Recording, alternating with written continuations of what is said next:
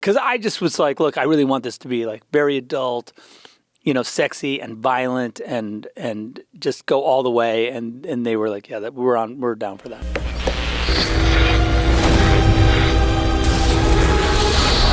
They want war. I will give it to them. Welcome, everyone. This is Daniel Kurland with Den of Otaku with two very special guests. We have Zack and Deborah Synder here. Thank you so much, guys. It's awesome to be here. It's so cool to be talking about Twilight of the Gods. And just first off, this show has had such an interesting development. It seems like you've been working on it since 2019. Can you just talk about how the idea came to you guys in the first place? Jay and I had been talking about doing a series, some animated series together. Basically, we both love Norse mythology, and we were like, okay, it'd be cool to do something in that world. We also had been working at the same time on the Army of the Dead animated series, which has yet to be created. But those were the two things we were kind of talking about. Netflix at the time was like, okay, yeah, these sound like cool things. What is the Norse mythology idea? Once we were sort of given that assignment, like what is it? I think that's when we kind of sat down and talked it out and kind of came up with this, what the series is now. It's just, evolved kind of nicely over time. What it's allowed, I think, is this design incubation period where we were able to really, because of the pace, we were really able to experiment and sort of go down a lot of different avenues with design and kind of then really sort of hone in on what we wanted to do look-wise with the show. One of the best things about animation is that you can take it in so many different directions, and the show does have such a distinct visual style. It kind of made me think of like Gendy Tartakovsky stuff with Samurai Jack and like Primal. Sure. And was that always the look you kind of had for it? Did it go through some kind of No, it went shifts? through a huge evolution, I think. I have drawings of Sigrid in many different forms. She kind of looks the same, like the hair and the braid and the whole, that's kind of always there. It's such, I think, a cool time to see animation kind of get reclaimed for adults and to have kind of more mature animated stories being told. You guys definitely don't shy away from that, and it's great to just see that get embraced. Was that always the plan? Was there ever a version of maybe like a more sanitized PG version of the show?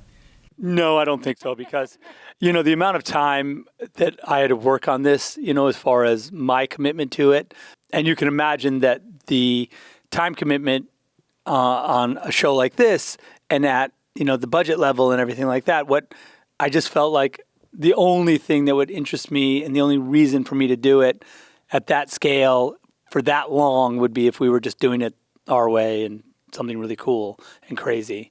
And so, and Netflix was on board from the beginning. They were like, okay, we, because I just was like, look, I really want this to be like very adult, sexy and violent and just go all the way. And they were like, yeah, we're down for that. I think there's an expectation if Zach's going to come on board, that it's going to be a certain way. But I also think what's great, what Netflix is doing right now that not a lot of people are doing, is they're creating such varied content. They're doing a bunch of programming that's geared for kids, and then they have a really great adult animation audience. And I think that it's not just, I think it traditionally, when you think of adult animation, I think of it's comedic, everything. And to do something that's action and fantasy and drama, yeah. I think is really exciting, and that's breaking new ground. I was going to say exactly. It really, I think, helps the medium when there's storytellers like the both of you pushing it to new places. You do that, more people want to do that too, and you start a whole trend. No, because you have to really train an audience to be able to experience adult content that way, right? They have to watch it and go, I can be invested in this, and it's not a cartoon, it's not for kids.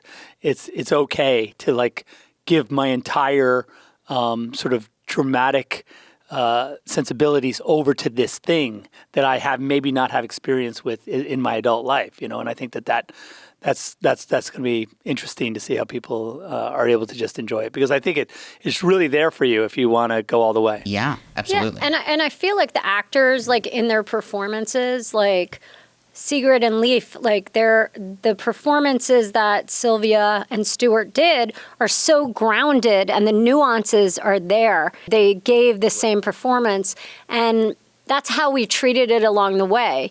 You know, even the music, we wanted the score to feel like dramatic, and it could be a score for a live action. Like, we took everything very, seriously. Well, and this isn't the first time that you've both played around in animation before, too. Like, even you mentioned Army of the Dead Las Vegas, but also like Legends of the Guardians and even the Tales of the Black Freighter on Watchmen.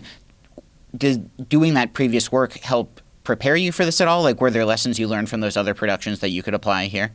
Yeah, absolutely. I mean, I think that now, our education is not, there's plenty more to learn, of course, as there always is, but like, just as far as like the basic production pipeline, though it was completely different from Guardians, I did benefit from having gone through Guardians and that sort of super 3D pipeline where, the animatics are like weird shapes moving around, where this is all kind of drawn animatic storyboards, which are really, I find really fun and cool to do. And so, so it was that part was really interesting. And I do think now, though we are, ready to make some more of these if need be, or different ones. But I think that our team is really solid, and I really thought everyone did an amazing job and really made my job easier, just kind of wanting to express through these images this story, getting to it was really fun and exciting rather than like, pulling teeth or... It's cool because, the other thing we were talking about is that like when we do a drawing for a movie, it's an approximation of what might happen because, the actors are going to have their own ideas and, however the wire work is going to be or whatever the shot is, But the cool thing about this process is that, you could draw it and then you can make it, which is really, really cool. Kind of just off of that, too, like, I know this isn't in anime, but I'm curious what your relationship is with anime, and I know that Jay Oliva, the co-creator and like director, that in Man of Steel, like some of the storyboards in the Zod fight were inspired by like Birdie the Mighty and Dragon Ball Z. Have you been able to use anime as like an inspiration in any of your other films, or? Yeah, I mean, I guess it's just for me. It's like I enjoy watching it, so it just ends up, if you. Like, say you watch all of Demon Slayer, by the end of it, you've got a lot of those images that are in there. Yeah. So, like, if you wanted some detail, the way it's drawn, the way it's rendered, you might go like, oh, that was cool. Maybe we can do a version of that. Or even if you're not super conscious of it, it's going to be there. So, yeah, I think that, and I do think that anime is an amazing place for sort of visual storytelling. Obviously, it's very incredibly talented storytellers working in that medium, and it's just like it's you'd be mistaken not to give it its full value because it's amazing. And we have two kids that are constantly watching obsessed, it, so it's on in the house a lot. So there's a lot of anime. The show has so many great characters. You've mentioned Sigrid a bunch. Just can you talk a little on the development of that character, or if like you channeled any other strong female characters from your films into that individual? I don't think so. I think she was written, we knew what she had to do, as far as her journey goes, and it was always, built on Sigrid. And so we really, and that's the other great thing about series is that you have a lot of time, you have time to tell her story and tell it with in a lot of detail. Yeah, she can really be kind of fully realized. And that was really fun for us to kind of have this strong central female character that was really, broken in some ways and incredibly powerful in others, and really be nuanced and subtle and incredibly committed to a relationship, but willing to sacrifice it, and just all these incredible things. And like I said, Sylvia did an amazing job sort of rendering it. There's that whole thing about this kind of Scandinavian cool that also, when you fire it up, though, the passionate side of it becomes elevated by the sort of coolness of the sort of day to day. It's like, I don't know. I just really thought it was awesome. She also, it's interesting because she comes from giant folk. So she's small. Sigrid does not. Yeah.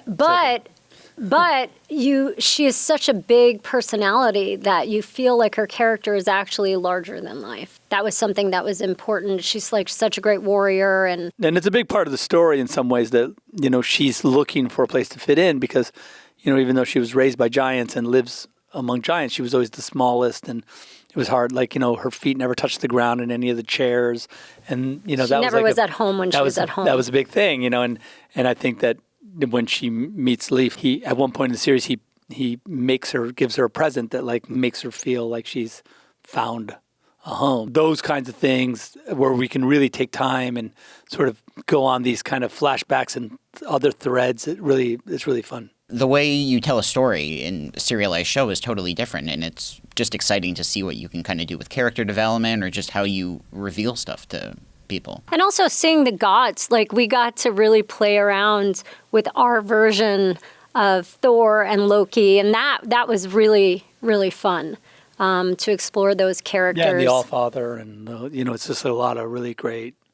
I've always been a huge fan of Odin, and like how do you show him the different versions of Odin, and really sort of, it's fun to see. Also, Odin has a huge arc in the series as well, because he's at this sort of pivotal moment in his existence where, the gods were on the verge of Ragnarok, maybe coming.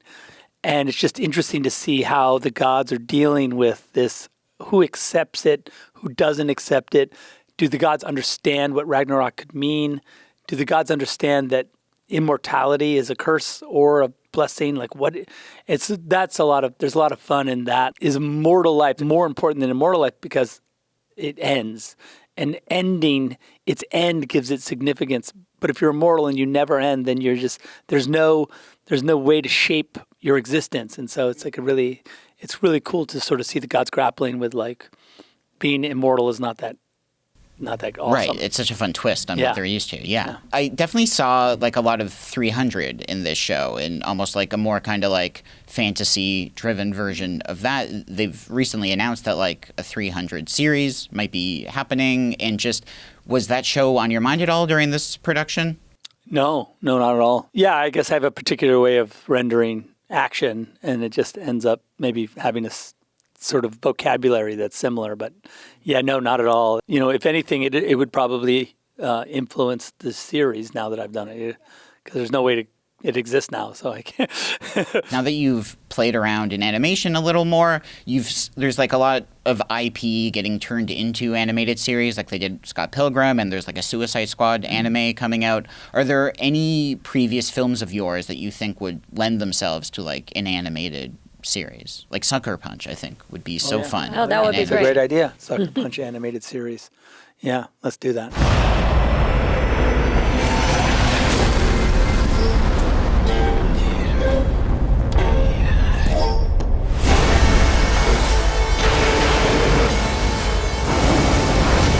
The maid is mine! The only thing here for you is death. Then let it claim me! Gods killing gods would go on.